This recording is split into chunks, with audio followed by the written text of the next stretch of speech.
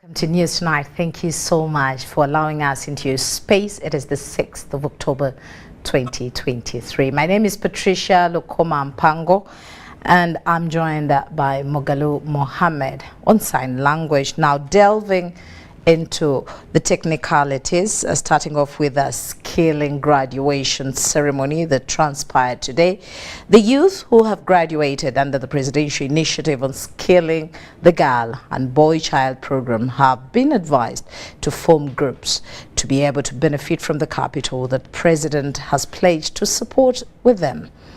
While officiating the graduation ceremony of the 2022 and 2023 intake of youth from the 9 centers of Kampala, President Museveni urged the public to embrace the practice of producing things themselves other than importing.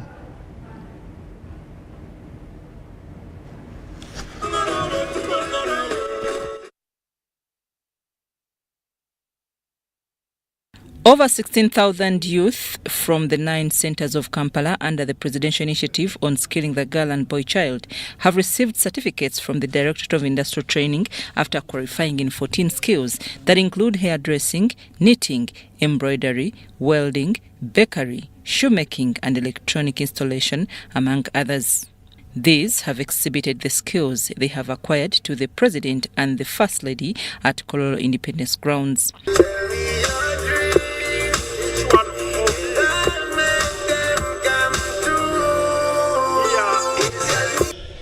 I assured them that we shall get capital for them, provided they agree to work in groups, area by area.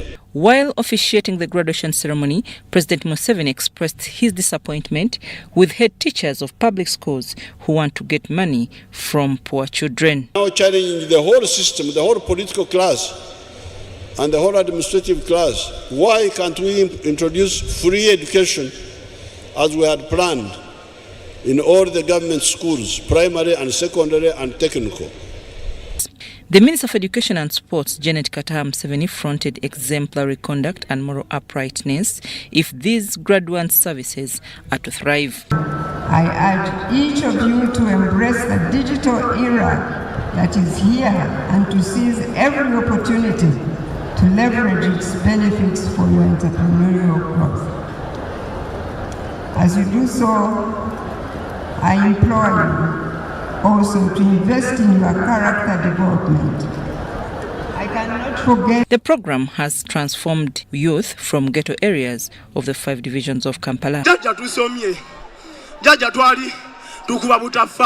Of us, none is wearing an imported thing. This is weaving, this is production. All our materials are our own cotton. All our shoes are Kaumo leather shoes. The State House Comptroller, General Che, said the initiative addresses the objective of unemployment and value addition plus growth in Uganda's cottage industry. Your Excellency, it is another solution, and this is in the Ministry of Works. There is a project that is upcoming called Standard Gauge Railway. This standard gauge railway requires so many welders. Instead of keeping our welding teams here redundant, why don't we register them, Your Excellency? We work together with that ministry so that when that project starts, we can employ them. She proposed a number of areas, including oil and gas sector and the construction of the standard gauge railway, through which these youth can get employment after training. Over 50,000 youth have been trained since the program's inception in 2017. The program beneficiaries are trained for 6 months, after which they are certified by the Directorate of Industrial Training under the Ministry of Education and Sports. I'm Nafka Farida and Dan Lugina.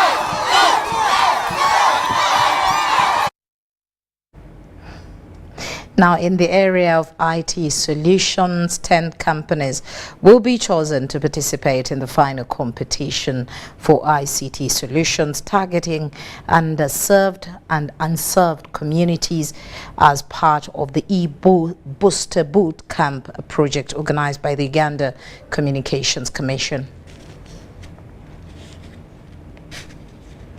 10 dynamic companies, including Cinnamon Solutions, Infosec Technologies Limited, and Battery-Operated Systems for Community Outreach, Uganda, participated in the bootcamp, the 24-hour e-booster camp, hosted at the Makerere University Business School Entrepreneurship Incubation and Innovation Center, emphasizes capacity building, pitch preparation, and final pitch presentations. Because ICT drives business, ICT drives management, ICT drives all behavioral processes. ICT takes information to where it should be and in time. So business school should take interest in ICT because information is power. The e-Booster Bootcamp provides support to applicant companies to developing innovative ICT solutions for undeserved and unserved communities. The primary goal is to refine proposed solutions with a keen focus on addressing the unique needs of communities that have historically lacked access to advanced technology. You know, we have challenges of capital. Others would be operating informally, yet you have a good company, but because the management capacity is not strong, you find they are not yet very well fine-tuned. But part of the judging process, like we were here for the last 30 hours, we haven't slept. We were trying to strengthen their solutions, refining them. The way they started is actually not how the way they are now. We have been supporting them to address some of those weaknesses. This hands-on approach allowed the e-Booster team to thoroughly test and understand the proposed solutions, paving the way for informed guidance and improvements. It will increase farm productivity through commercialization of our agricultural activities for those that will benefit, but also access to information about supplies, about markets, about partnerships, and also accessing knowledge, because one of them is giving farmers knowledge about value addition opportunities. So there are so many benefits that we have as an economy. Recognizing the importance of safeguarding innovation, the competing companies received specialized training from the Uganda Registration Services Bureau on intellectual property rights. The bootcamp provided participants with the knowledge and tools necessary to safeguard their creations, promoting a culture of responsible and sustainable technological development. Sudat Kaye, UBC News. Now, the outgoing board of Uganda Broadcasting Corporation, UBC, has challenged government to put more emphasis on tackling challenges facing UBC, especially insufficient funding. During the handover ceremony, Richard Barungi, one of the longest-serving board members, noted that unlike private media houses, the nature of UBC doesn't position it to fight for commercial advertisements. The handover was presided over by State Minister for ICT, Joyce Sebogwao. Uganda Broadcasting Corporation is Uganda's only public broadcaster, operating 4 televisions and 11 radio stations located in different regions of the country. UBC broadcasts different programs in their different media channels located across all regions in the country, including the Eastern region, Western region, Central, West Nile, and Northern Uganda. Right now, as we speak, we've migrated the radio stations to where their origin is. The programs are broadcast in 27 languages, including Ateso, Lugwere, Lusoga, Lumasaba, Kumam, Karimojong, Sabin, Lusamia, Lunyole, Lugbar, Runyaktara, Luganda, Rukonzo, among others. Carrying out this mandate requires consistency through self-reliance without necessarily diverting from its mandate as a public broadcaster. I mean, UBC has been complying, but they are limited. They are limited. You have a radio in Moroto. This radio does not even give you anything, but you have to run it. Richard Barungi, one of the longest serving members of the board, noted that the decision makers entrusted with resource allocation should not put UBC to a situation that will compel it to chase for commercial advertisements like the private media houses. You'll find a situation where you have a radio in a place where it doesn't make a profit because In the first case, you are not supposed to be a profit-making organization. You are supposed to have a national duty to transmit, to broadcast to every Ugandan. Colonel Chris Mageze noted that a government should have a deliberate move to invest heavily in UBC, being the only public broadcaster that connects government to the public. The President of Uganda understands this issue very well and has been in full support of UBC and has issued several directives in relation to funding for UBC. It's quite intriguing to find that despite all these communications over time, UBC has continued to cry out for funding. The directives are not implemented. On a similar note, the outgoing board members commended UBC employees for the commitment and resilience amidst the challenges and called for better staff remuneration to spur their morale. We know the total commitment of our staff. Even when there is no funding, our staff work. It's important that funding for UBC is prioritized by those responsible so that they can be able to do their mandate as required. They also called for allocation of significant resources to position the public broadcaster for the digital generation. I want someone to understand why UBC must have a lot of workers. UBC must broadcast in every language in the country.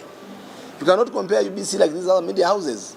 Some of them broadcast only in English and Uganda. The Minister of State for ICT, Joyce Nabosa Sebugwao, who handed over the instruments of power to the new board, commended the outgoing board for a job well done, while urging the incoming board to even do much better. The outgoing board is the longest serving ever, having taken office in 2014. Susan Naung and Kenneth Tana reporting for ABC TV. Indeed, well done to the outgoing board members, and we hope that the new board members will do a much better job. Now, moving ahead, the Ministry of Finance has released Q2 expenditures amounting to 9.1 trillion Ugandan shillings, which is round about 4 trillion more than what was released in the first quarter. The Permanent Secretary and Secretary to the Treasury, Ramadan Govi, stated that this quarter will see the commencement of investments into essential government projects. Let's hear more from Modulo McArnold. Expenditure releases for the Q2 2023-2024 fiscal year have almost doubled from the 4.833 trillion that was released in the first quarter. This is attributed to government's planned investment in infrastructure, education, and healthcare, among other development projects. So the total government budget which has been released so far is 14.4 trillion, 14.428 trillion out of 25.249 trillion. And this constitutes 57.1%. Civil society organizations are concerned about secrecy in the payment of local government staff, delayed payment of pensioners, and inconsistencies in the government payroll. That this ritual we do here on a quarterly basis, actually, some of them take more than even the end of the quarter to receive the money. Is it therefore possible for us to run an analysis on when do we receive the warrants and when are these warrants actually granted or permitted, so that we know who actually is in the wrong? The point is we are running a treasury single account to which now the entire government must ensure that you feed your invoices in a timely way, procure timely manner, do all your planning, then give the invoice to the accountant general on a system called Treasury Single Account. The biggest debt payment release in this financial year will be seen in this quarter, to which government has prioritized over 11 trillion shillings. Wadulo McArnold, Winnie Katwire, and Juman Samba, UBC News. Now, Buganda Kingdom, in partnership with the Uganda Biodiversity Fund, has launched the Echibira Kyakabaka initiative to kickstart the journey of biodiversity conservation in the kingdom. During the launch held at Buganda Royal Palace, Charles Peter Maiga, the Buganda Premier, emphasized the need for responsive interventional policies and financing for biodiversity conservation. Uganda loses over 150,000 hectares of trees yearly. Hence, the Echibira Kyakabaka initiative comes as a result of a 5-year memorandum of association that was signed early in February 2023 that stood for resource mobilization for the restoration of the forest landscape in all the 18 counties of Uganda and other kingdoms. We should resist those who want to invade the wetlands. Everyone claims they got a license from NEMA to do all sorts of things in wetlands. The question is, why do you want to get a license to build a factory in the swamp? Why do you even seek the license? How, if you're really a genuine investor, fail to find land, it doesn't affect the environment where you can put your factory. Is your factory dependent on the rivers and waters found in? According to Buganda Kingdom Katikiro Charles Peter Maiga, the unsustainable use of natural resources has greatly impacted on the biodiversity degradation. From this symposium, we hope to amplify the campaign for Echibira Kyakabaka and for the preservation of the environment, so that we protect this beautiful country. We need to build strong relations with partners like Uganda Biodiversity, with Absa Bank, and others. You see, the population of Uganda is increasing, that blue one, but the forest cover, I don't know whether you can see. The forest cover is that kind of orangish. You see, as the population is going up, the forest cover is disappearing. What is our population today? Where are we heading? There was a call for a combined mass tree growing and nurturing in all communities rather than the usual tree planting. We do believe that the tree cover that is getting lost will be able to recover. And therefore, this symposium is going to restore the tree cover that everyone needs. By 1994, Uganda had a swamp cover of about 15.6 million hectares, but currently, the country's swamp cover has significantly dwindled to a worrying 10.9 million hectares. Marion Awori, UBC. Now into politics. Internal party elections for the leadership of the Forum for Democratic Change, FDC party, is ongoing, coupled with a vibrant environment. The 8th National Delegates Conference for the Niger camp is happening at Lugogo. Let's hear more in this report.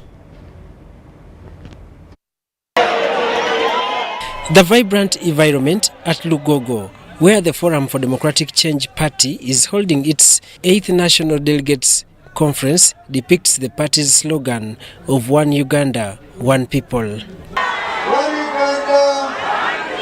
Over 1,000 delegates with allegiance to the Najanankumbi FDC party faction have showed up to participate in the internal elections of the party's leadership. The function started with the outgoing leaders, led by the Secretary General Nandala Mafabi, defending the party's status after a recent saga, which has since caused an internal split among the party senior members. The party realigned the changes in the Parliament FDC whip, which turned controversial recently after the Speaker of Parliament, Anita Among, through a petition by some of the FDC party members, objected the process which Nandalama Fabi used in appointing Yusuf Sibambi to replace Ibrahim Semujunganda. 965 members of the delegates were in support of the move.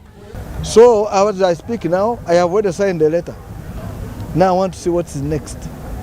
So what assurance do you give that there will be nothing to do with litigation? Which litigation? In terms of the process. Where? We were in court. They were in court yesterday, you remember? Yeah. What was the ruling? They had wanted to stop the exercise. They said, no, you are not right. Next, the FDC Electoral Commission Chairperson Boniface Bamwenda took to the floor to preside over the elections. At this point, Bamwenda Totelebukau first opened the door for campaigns before elections could start. And by the powers entrusted unto us under Article 29, Article 29 of the party constitution gives mandate to the Party Electoral Commission. Some party wigs, including Nandala Mafabi, are among the 38 candidates who are unopposed in the race. Our issue to deal with now is to tell the whole members to find out who are members in the party. And this should start immediately, maybe before end of this month. Both candidates for party president, including Patrick Oboy Amreit and Moses Biamugisha, rooted for dialogue with the Katonga faction led by interim president Elias Lukwago. Friends, we are in this party. One time Jamdisa may make a mistake, but if I ever make a mistake, I would want you to weigh the good things and the bad things I've done and judge me accordingly. There is going to be no FDC Katonga. There is going to be no FDC Najanumkumbi. We are going to have just one FDC. We are the people who will make FDC that united force that will progress us all. But we shall not agree with people who are selfish, who come here in this party for their own selfish ends. Of course you know them, and I'm sure everybody knows them.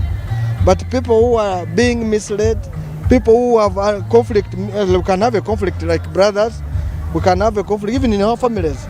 The successful members will serve the party for the next 5 years. From my background here, you can easily notice that the exercise is not even near to an end. This is due to the fact that the delegates who turned up for this exercise are overwhelming. Daniel Mugoya, UBC News.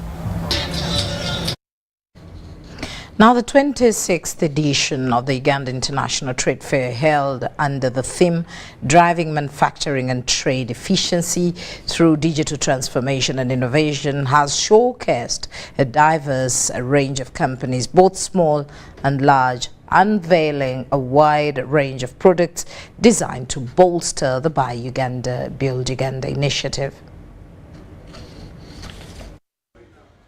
Menankoto Jona, a sales representative of Ingiko Tools Uganda, shared information about the discounts being offered during this exhibition. The trade fair has not only been a platform for product exhibitions, but also a hub for entertainment and education. We are at Uma Showgrounds today at the trade fair, and we've come to show some of our products that we have.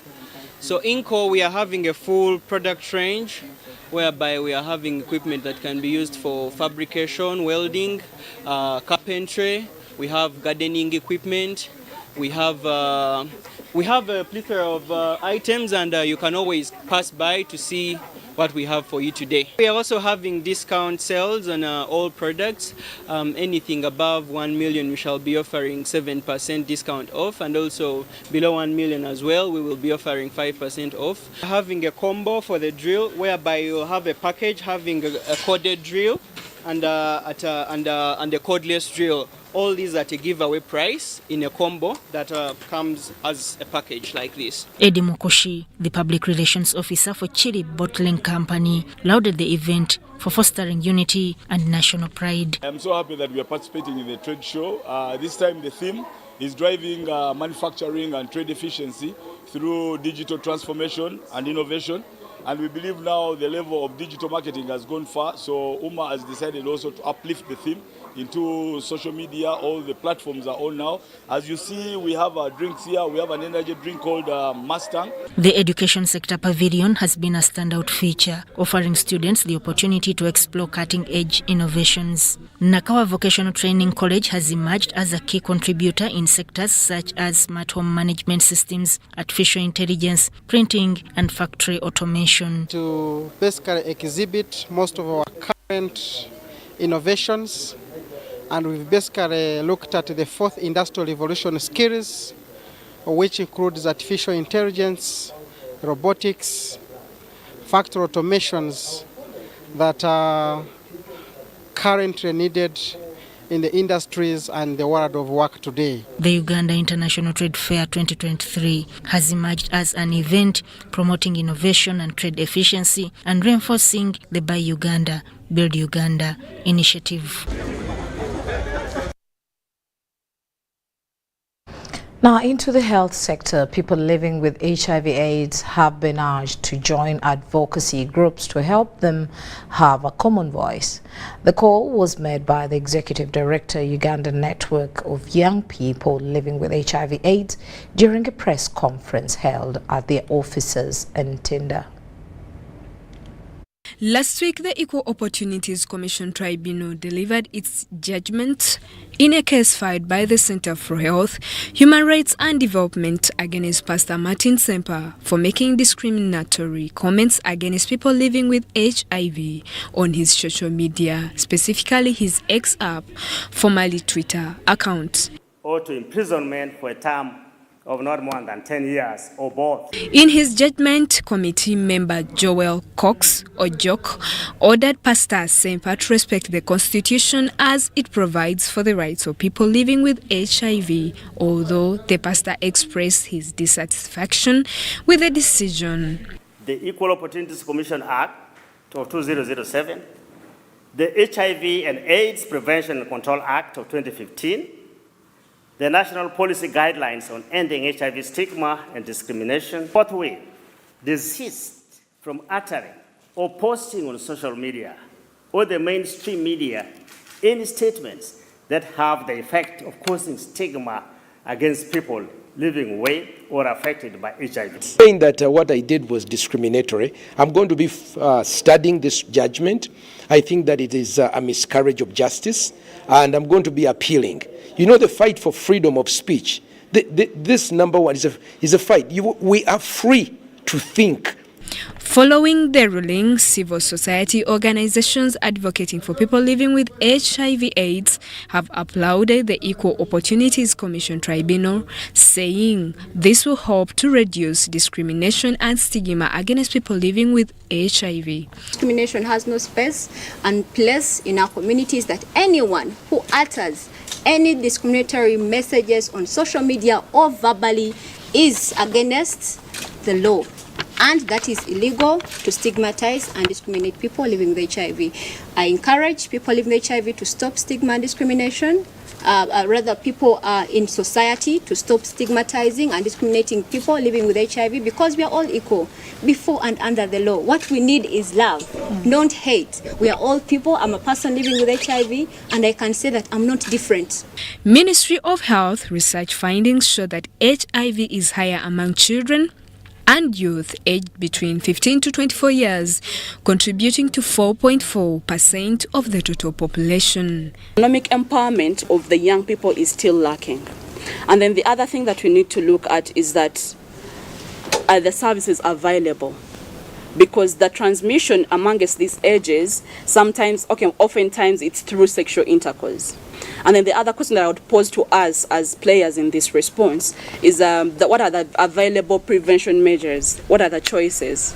However, it is believed that they still need to fight stigma and discrimination against people living with HIV. It means we need to create a favorable environment where we can confidently talk about HIV, negotiate safe sex, but also be able to negotiate the different modalities of HIV prevention that we can use. The government has a target of eradicating HIV/AIDS by 2030. Susan Nabugude, Ivan Juko compiled this report for UBC News. Dr. Eugene Ruzegera, a government scientist at the Uganda Virus Research Institute in Entebbe, is urgently calling on relevant government agencies to intervene in the case of his damaged house due to the collapsed perimeter wall of his neighbor. The Employer Awards initiative by the Federation of Uganda Employers targets to create a competitive environment of streamlining the employee-employer relations. We want to see how employers are handling the post-COVID era and also see how they are keeping up with the expectations of stakeholders, expectations of employees, expectations of the markets. How are they doing even in terms of management practices? Rewarding best employers provides an incubator of young entrepreneurs and innovators to create more jobs for the youth. An increasing participation of young employers, and what we see is the growth in the entrepreneurship of young people, and we appreciate those startups and we support them to continue to grow. For sustaining the category that recognizes young people as employers, because many times we only support young people and encourage them to start businesses and all that, but we don't recognize them as people who are creating jobs for themselves and others, but also contributing towards the economy. Employers are cautioned on the booming artificial intelligence and other technologies known to replace human labor force. Look at technology as a replacement of people, but how do we create the blend between technology and people for productivity? Because artificial intelligence is not here to replace jobs. While launching survey for the 2023-2024 Employer of the Year Awards, employers were urged to standardize their systems and provide on-job training. Upskilling. Sometimes as employers, we want to over-milk people without refreshing them. Now, if we are talking about technology, there are people who went through institutions and they were never exposed to technology. As an employer, if you see the value in people, then skill them in what is trending. Technology is trending. Are your people ready?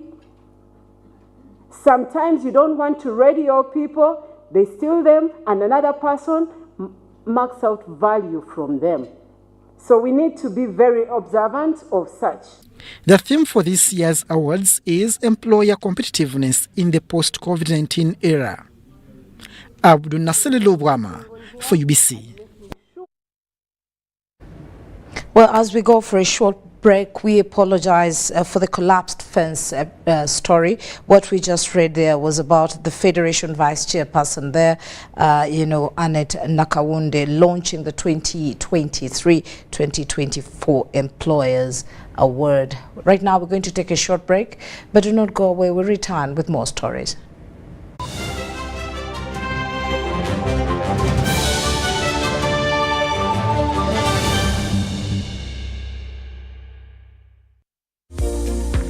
Transport to the wrong person. Here's how to reverse it with MTN Mobile Money. Dial *165#. Select My Account. Select Initiate Reversal. You will see your last 3 transactions. Select the transaction you want to reverse. Enter your mobile money PIN and you'll get an SMS confirmation that the transaction has been blocked from being withdrawn. And that's it. Please note, only transactions that haven't been withdrawn can be reversed.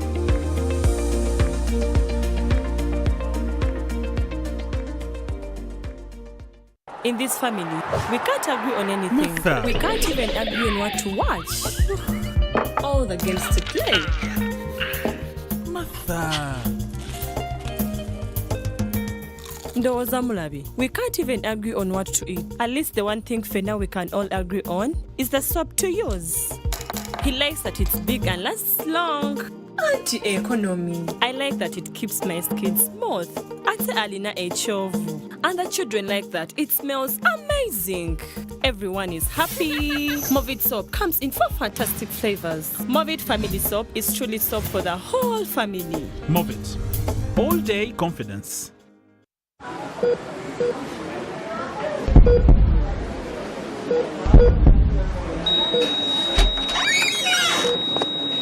Tata ni Mama Sarah. Wanji? We did all we could. Naye we couldn't save her. I'm sorry. You brought her in very late. Malaria destroyed her organs and reduced her blood levels. She was anemic. You know how dangerous malaria is. I am sorry, but malaria has killed your daughter. Malaria kills more people in Uganda than any other disease. Protect your loved ones from this enemy. Ensure everyone in your family sleeps under a mosquito net every night, whether it's a cold or hot season, to protect them from malaria. In the event that any of your family members shows malaria signs and symptoms, take them to the nearest health center immediately to prevent complications from malaria that could result into death. Together, we can chase malaria out of Uganda. This message is brought to you by the Ministry of Health with support from Global Fund.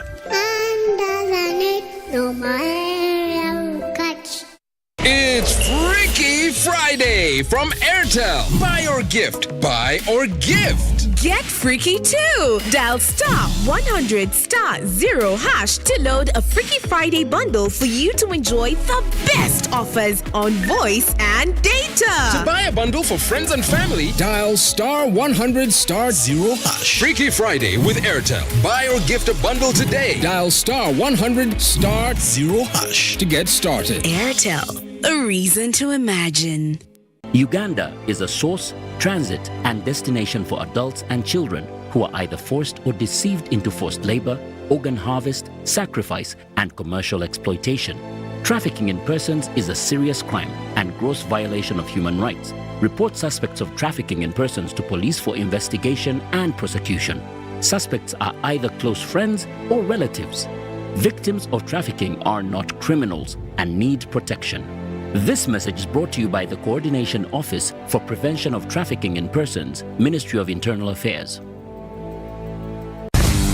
The Women Trade Fair for this year brings you the Black Friday earlier than ever before. Get ready to buy what you need at a 50% discount. Home appliances like fridges, cookers, TVs, and so much more. Boda bodas, tukutukus, soap, detergent, cooking oil, sugar, rice, and so much more. Don't miss to get what you've been longing for at a discounted price of up to 50% at the Women Trade Fair Black Friday from 3rd to 10th October. Proudly sponsored by Total Energies, Science, Technology and Innovation Secretariat, Stanbic Bank, Uganda Breweries Limited, Tembo Seals, Uganda Bati, Simba Automotives, and Node Group.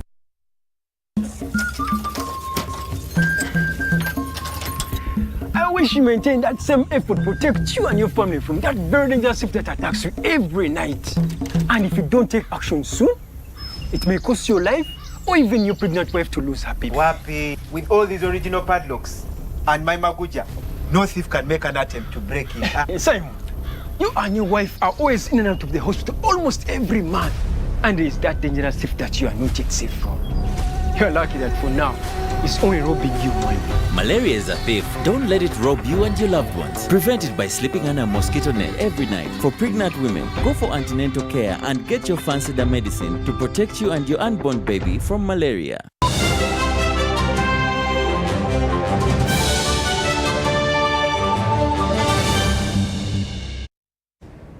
Thank you for keeping it with us as we continue in the world of business. Political and technical leaders from PG District and Kamengo Sub-County have partnered with Joy Uganda Initiatives and local NGO to carry out community general cleaning exercise called Bulungi Bwansi in Buvumbo Fishing Community on Lake Victoria. Let's hear more in this report. Lack of clean and safe drinking water, poor roads, distant health facilities, and harassment by some fisheries enforcement officials are some of the challenges of the residents of Buvumbo Fishing Community in Kamengo Sub-County, PG District. During a joint communal cleaning exercise, known as Bulungi Bwansi, that was organized by the Mpigi District and Kamengo Sub-County leaders in partnership with Joy Initiatives Uganda, a local NGO. The aggrieved residents raised their concerns for redress. We have a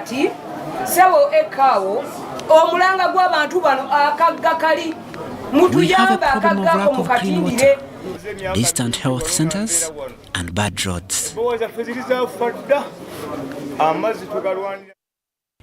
Mpigi Assistant Chief Administrative Officer Idris Sampaji, the District Health and Environmental Officer Richard Sali, and Kamengo Sub-County Chairman Sam Akol Sonko responded to the queries. Call upon our people at the Buvumbo landing site to embrace the Bulungi Bwansi so that they can be able to sort out issues at the site so they escalate to be unmanageable. Like of HIV. The HIV prevalence is so high on landing sites. We started on our program of sensitizing the community and working with them to ensure that this place is sanitary to prevent diseases that have been emerging in this area. For example, sanitation in the fishing community. This Bulungi Bwansi initiative comes at a time when Buganda Kingdom is also marking the Bulungi Bwansi Week. Crispus Arenitwe, Juko Colin, UBC News. Now, over 8,000 patients seeking surgical procedures in different areas received treatment at the concluded week-long surgical health camp held at Mulago National Referral Hospital. Let's hear more from Abigaba Zahara.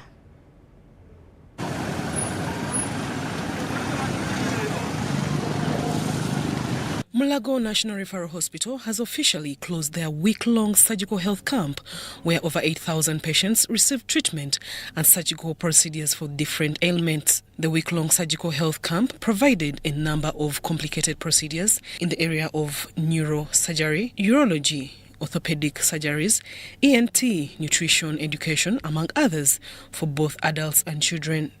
Dr. Charles Ayume, the chairperson Parliamentary Committee on Health, thanked the management of Mulago National Referral Hospital for the health camp that helped to reduce medical backlogs.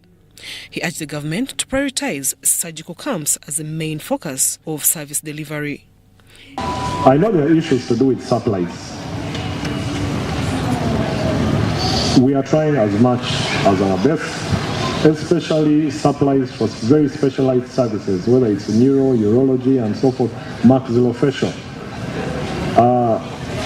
We have tried our best. We tried to increase the budget for NMS and also give some money for Mulago Hospital to ensure that in an emergency, we should be able to buy some of these issues like implants. Because I mean, you're trying, Dr. Banjirana is trying to do to insert implants and they are not there. Now the cost goes back to the client. And I keep on telling members of parliament that we are the ones who bear that cost. Because if somebody comes here, it's from Bujiri, the first person they will call is you. So why don't you just put it in the budget and let government buy it? Afternoon, we had attended to a total of 8,787 clients. That means those people went through the triage and went to the various units. Not forgetting the diagnostics, especially laboratory and radiology. Of course, the radiology could not have a tent here because they cannot move their X-ray machines out here, who also attended to quite a number. And I'm sure they are still there working on those patients. The acting executive director, Mulago National Referral Hospital, Dr. Rosemary Byanyima, seeks financial support from Parliament and government to train specialists in different medical fields to improve on advanced specialized health care in the country. As we do sophisticated procedures, you know, even the consumables, the accessories we use are very expensive. So we need an increase in budget of our specialized medicines so that we can be able to treat the Ugandans. You've gone around yourself, you've seen the enthusiasm. We need more people to be recruited Because if we only have 2 people in a unit and you send one for training, one person cannot run a unit. Certificates of recognition were given to different disciplines of medical professionals that provided health services at the camp. Zahara Abigaba, UBC News. Well, thank you very much there, Zahara Abigaba, for that detailed report. Now, let's follow the trends of the money markets and securities in our financial markets update.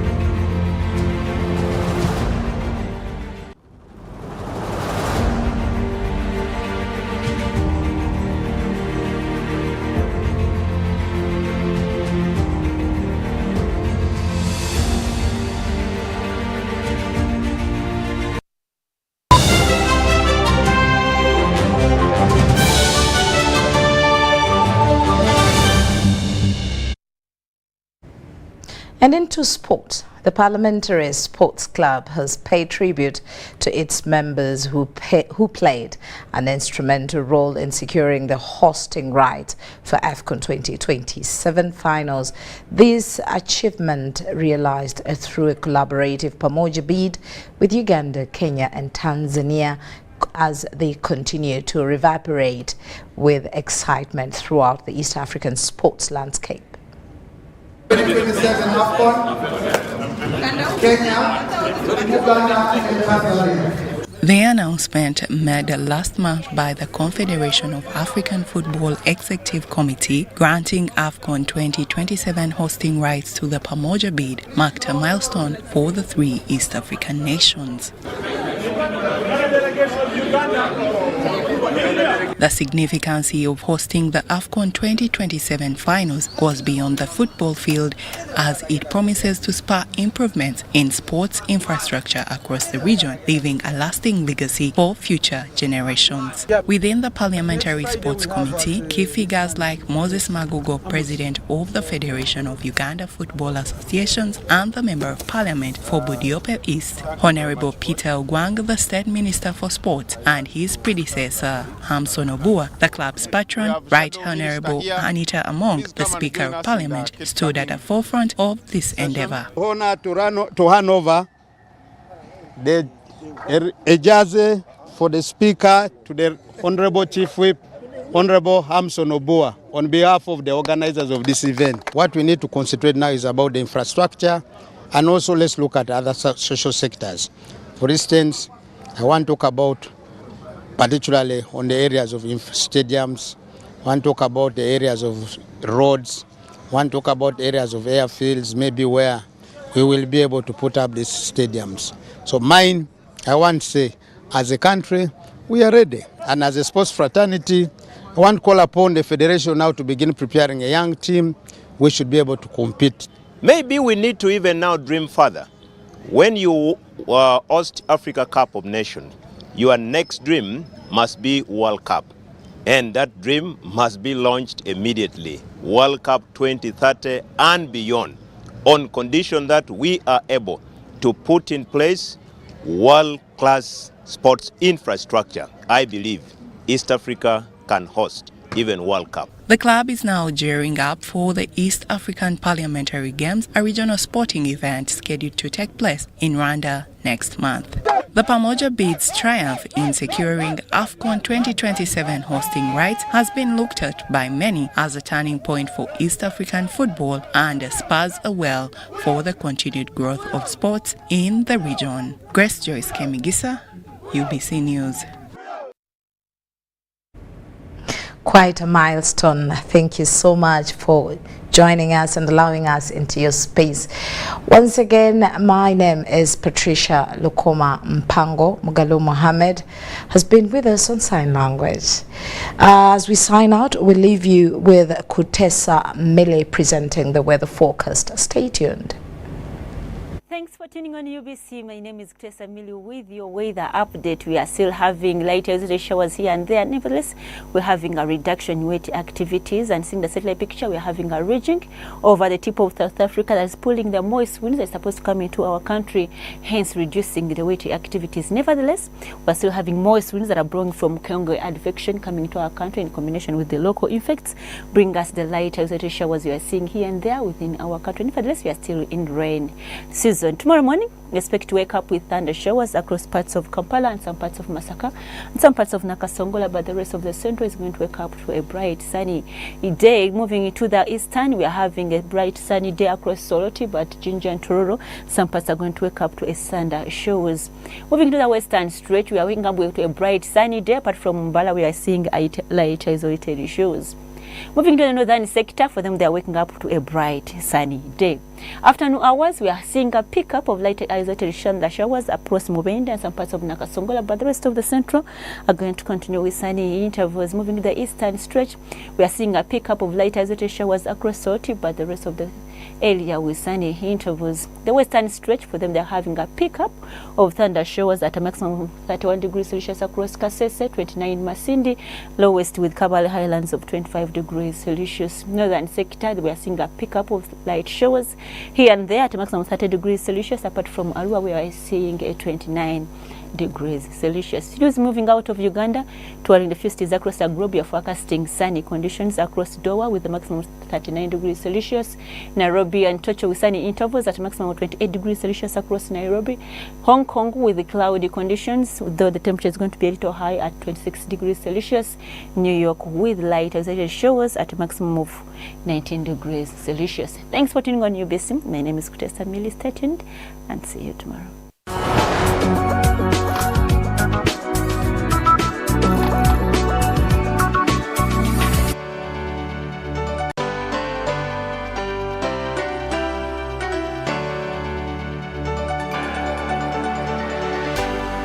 UBC, inspiring Uganda. It's Freaky Friday from Airtel. Buy or gift. Buy or gift. Get freaky too. Dial *100 *0# to load a Freaky Friday bundle for you to enjoy the best offers on voice and data. To buy a bundle for friends and family, dial *100 *4#. Freaky Friday with Airtel. Buy or gift a bundle today. Dial *100 *0# to get started. Airtel, a reason to imagine.